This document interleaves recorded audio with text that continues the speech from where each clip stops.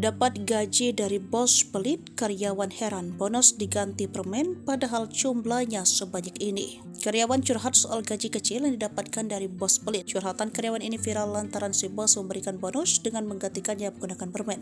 Tak tanggung-tanggung, jumlah permen yang diberikan cukup banyak. Kisah ini dibagikan oleh seorang pemilik akun TikTok. Dalam unggahan tersebut, memperlihatkan momen 3 orang karyawan saat menerima gaji dan bonus dari bosnya.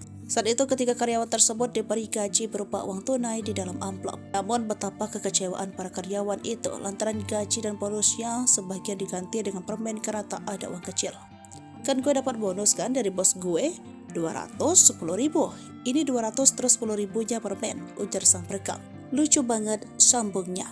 Tak berhenti di situ, karyawan tersebut bahkan memperlihatkan hasil uang gajian dan bonus yang didapat dari rekannya.